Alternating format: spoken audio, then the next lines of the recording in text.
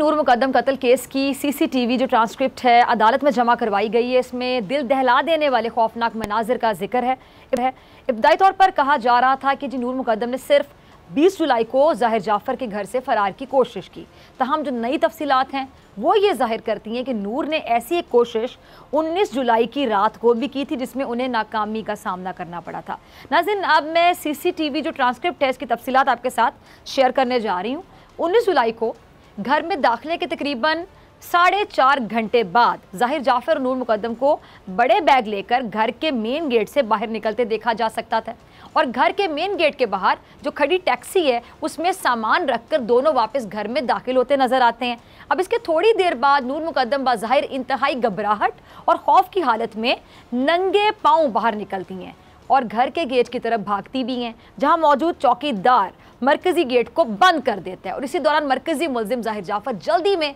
Gate पर आता है और नूर मुकद्दम को दबोच लेता है। अच्छा, पुलिस के मुताबिक फुटेज में देखा जा सकता है कि नूर मुकद्दम हाथ जोड़कर मुलजिम से बाकायदा मिन्नतें करती हुई नजर आ रही हैं, मिन्नत समाजत करती नजर आ रही हैं, जिसकी परवाह ना करते हुए ज़ाहिर जाफ़र नूर मुकद्दम को ज़बरदस्ती खींचकर घर के अंदर ले जाता नजर आ रहा है। अच्छा नाज़रीन, 19 जुलाई के बाद दस्तावेज़ात में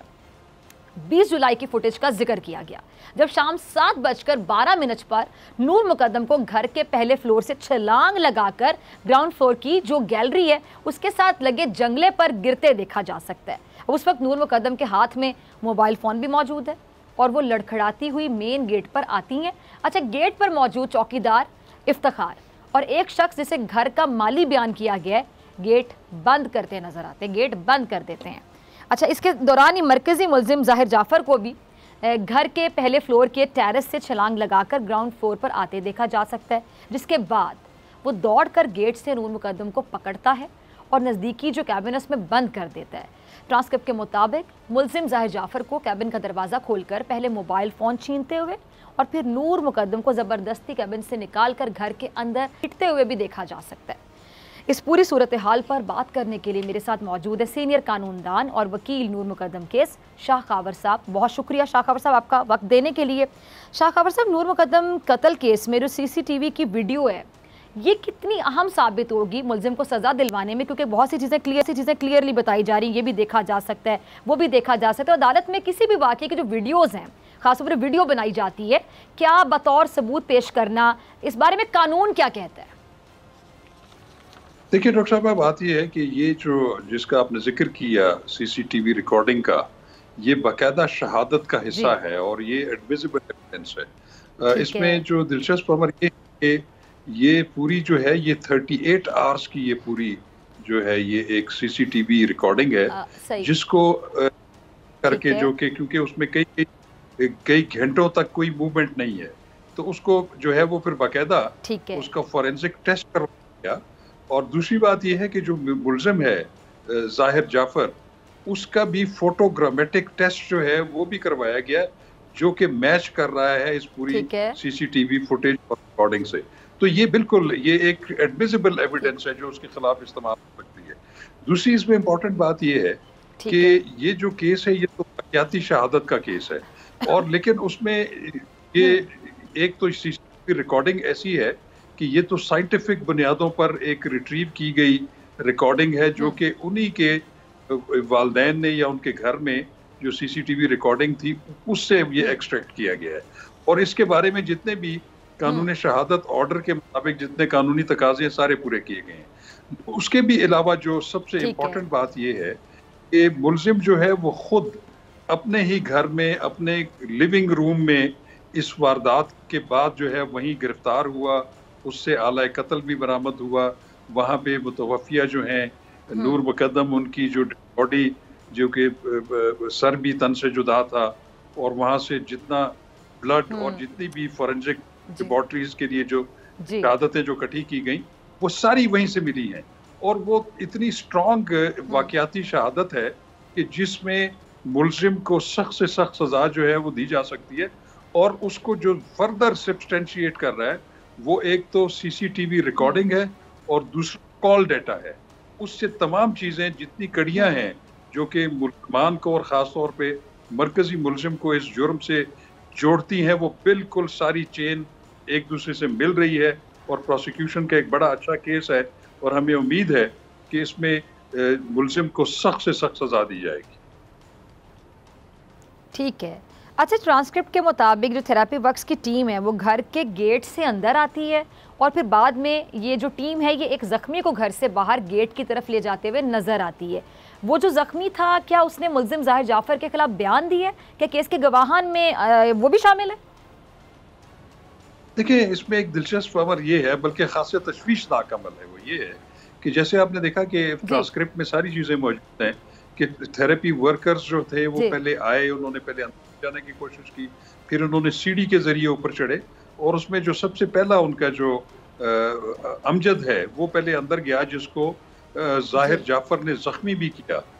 और शदीद ज़ख्मी किया। तो बजाय इसके कि वो उसको उसकी इत्तला पुलिस को की जाती, उनको वो पहले प्राइवेट हॉस्पिटल में लेके गए उसको वहाँ ट्रीट करने के लिए, लेकिन वहाँ पे जब उनको इस चीज़ की सहूलत मुयस्सर नहीं की गई तो वो फिर गवर्नमेंट के हॉस्पिटल में गए। तो गवर्नमेंट के हॉस्पिटल में उन्होंने जो लिखवाया वो रोड ट्रैफिक एक्सीडेंट लिखवाया, जो कि जुर्म को छुपाया उन्होंने। तो जुर्म को छुपाना और एक कॉग्निजेबल ऑफेंस को जो है पुलिस को इत्ला न देना जो है, ये भी जुर्म है, जिसके पादाश में जो थेरेपी वर्कर्स खुद हैं या उनके मालिक जो है वो भी इसमें मुल्जिम है बाकायदा, और उनका जो जितनी क्रिमिनलिटी उनकी है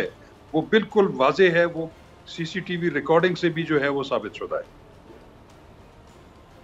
ठीक है, ठीक है। अच्छा, गुज़िश्ता समाअत के दौरान ये जो मरकज़ी मुल्ज़िम ज़ाहिर जाफ़र ने अदालत में जो उसका रवैया था, शोर शराबा वो कर रहा था, पुलिस एहलकारों के साथ बाकायदा झगड़ा भी कर रहा था, क्या मुल्ज़िम की ज़हनी हालत इस केस पर असरअंदाज हो सकती है? और कानून क्या कहता है कि अगर मुल्ज़िम कत्ल के मुकदमे में अपने आप को ज़हनी मरीज़ साबित करने की कोशिश करे तो फिर कानून को रियायत तो उसके साथ बरतता है। और अफसोस के साथ मैं कहूँगी कि मुझे नहीं लगता कि वो ज़हनी मरीज़ है, मतलब इतनी बेबाकी से, इतनी सफाकी से उसने कत्ल कर दिया है, एक जान को मारते हुए जिस तरह फिर उसने सलूक किया उसके साथ, तब वो ज़हनी मरीज नहीं था। देखिए, बात यह है कि उसकी ज़हनी कैफियत के बारे में पुलिस ने जब उसको गिरफ्तार किया, जब उसको पुलिस स्टेशन में लेके गए, तो उसका पहले बयान भी लिखा और उसमें पुलिस ने ये ओपिनियन दी है कि ये बिल्कुल अपने मुकम्मल होश व आवास में है, बिल्कुल वो किसी न किसी और नशे की हालत में भी नहीं था।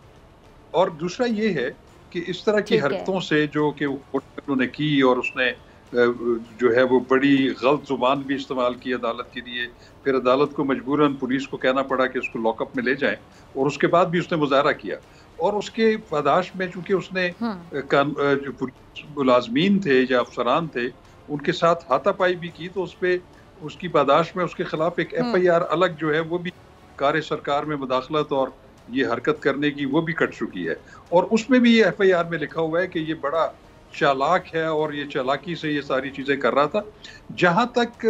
ज़हनी मरीज होने का ताल्लुक है, अगर कोई भी अगर ये क्लेम करता है तो वो जो पहला मौका होता है अदालत में जब मुल्जिम पेश होता है, तो उस वक्त वो खुद या उसका वकील जो है वो ये प्ली लेता है। आज तक उन्होंने ये प्ली नहीं ली और उनका जो अदालत ने जब उनको एक वकील भी मुकर्रर करके दिया हुआ है सरकारी खर्चे के ऊपर, वो भी उसने भी कोई ऐसी प्ली नहीं ली और वो बाकायदा जो जिरा हो रही है वो जिरा में शामिल हो रहा है। तो ऐसी प्ली जो है वो फर्स्ट अवेलेबल अपॉर्चुनिटी पे ली जाती है। इस स्टेज के ऊपर वो ये प्ली मेरा नहीं ख्याल कि वो ले सकते हैं और ना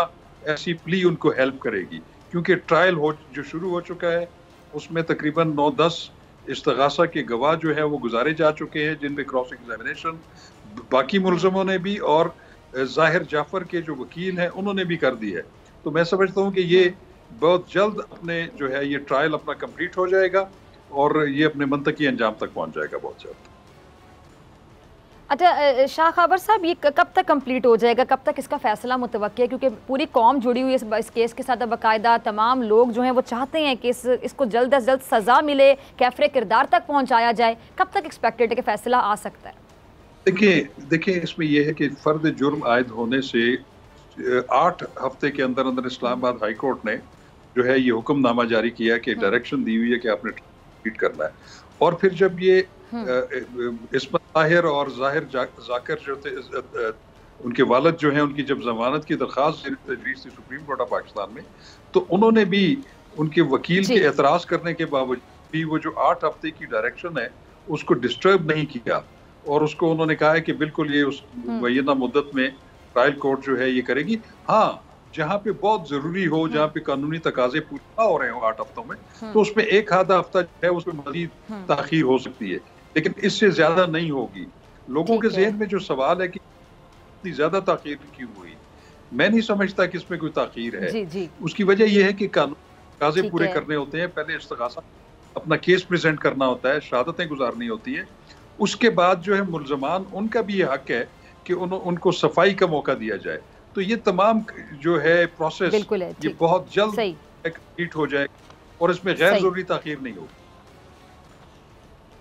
ठीक है। अच्छा शाह खबर साहब, लास्ट में मैं जानना चाहूँगी कि अक्सर ये होता है कि जब इस तरह के वाक़यात होते हैं तो मुल्ज़िम जो होते हैं वो ख़ुद को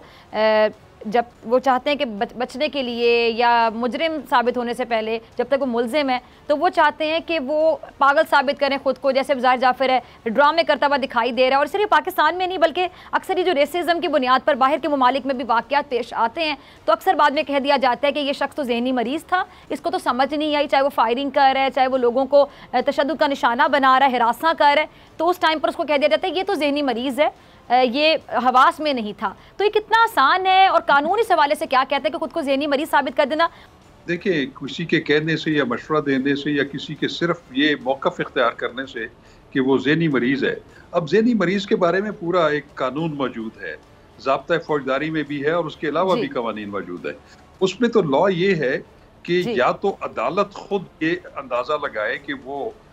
बज़ाहिर ऐसा है कि वो अपना डिफेंस पेश नहीं कर सकता, तो अदालत खुद अपने तौर पे भी उसको मेडिकल बोर्ड जो गवर्नमेंट का है उसको भेज सकती है, उसके राय ले सकती है। या अगर ये प्ली सबसे पहले मुल्ज़िम की तरफ से या उसके किसी लवाहिकीन की तरफ से या उनके लॉयर की तरफ से अगर ऐसी प्ली ली जाए, तो जिसको अगर अदालत वाकई समझे कि इसमें कुछ जेन्युइननेस नजर आ रही है, तो फिर वो मेडिकल बोर्ड को भेजते हैं। लेकिन उस दौरान उसका ट्रायल जरूर रुका जाता है, लेकिन उसको जो है वो जो साइकेट्रिक वार्ड है उसमें रखा जाता है, उसको रिहा नहीं किया जाता। तो उसके बारे में तो एक सुप्रीम कोर्ट ऑफ पाकिस्तान की एक लेटेस्ट जजमेंट मौजूद है, उसमें जो उन्होंने पैरामीटर सेट किए हैं वो किसी भी तरीके से ये जो ज़ाहिर जाफर है वो उसमें फिट इन नहीं हो रहा। एक तो आज तक उन्होंने ये प्ली नहीं ली, अगर वो प्ली लेंगे भी तो वो उनको हेल्प नहीं करेगी, क्योंकि कानून जो है वो कुछ और कहता है। ठीक है जी, बहुत शुक्रिया। सब्सक्राइब करें और बेल दबाएं ताकि कोई खबर रह न जाए।